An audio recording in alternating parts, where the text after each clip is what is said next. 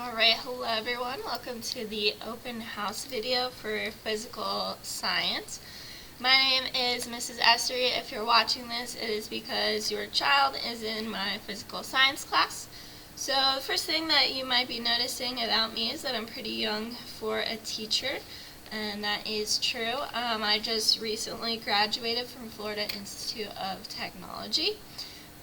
I majored in marine biology. I was a zookeeper for about a year and decided to switch over to education because it's something I've always enjoyed and I wanted to help other kids get to enjoy that as well.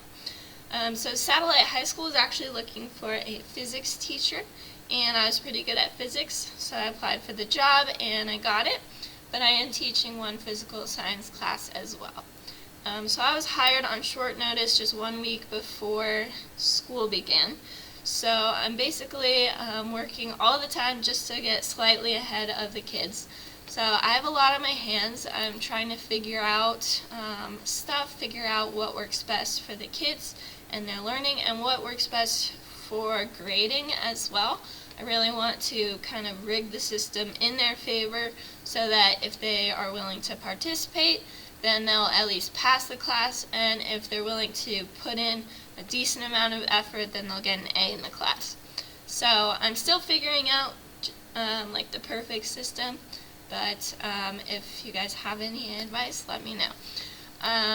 So physical science is like a basic intro to science class for usually for 9th graders.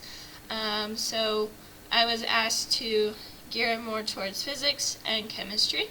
So that's what we're starting with, is physics, moving into chemistry, and then hopefully we'll get to a little bit of biology at the end because I like biology and I think it's cool. But we've just finished our unit on the study of science, so how scientists do their investigation. Next we're going to be moving on to physics, talking about motion and Newton's laws, and then we'll talk about energy, which will kind of carry us from physics into chemistry, and then start talking about matter and chemical changes, and then hopefully at the end top it off with a little bit of biology and maybe some ecology as well, because I know that the kids are really into that stuff. Which brings me to another point, that I am always trying to collect data to see where the kids are at, what their interests are, what they might need help with, etc.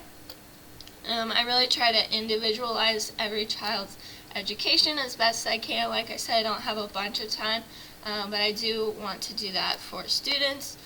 So if there's something that they're struggling with, they can get extra help on that, or if they think this is super easy, then I can give them kind of like a challenge assignment, something like that. Another thing about me, I'm a very flexible teacher. I'm willing to do basically whatever it takes to help your child succeed. So if there is anything more that I can do than I am doing, please communicate with me and let me know, because I would love to help your child succeed more than anything, and sometimes the kids aren't the best at communicating their needs. So please reach out to me. My email is right here, essary.alexis@brevardschools.org. I would love to keep in contact with you. If there's a problem in class, I usually send out an email to those parents on Fridays, so if you haven't heard from me, that's good news.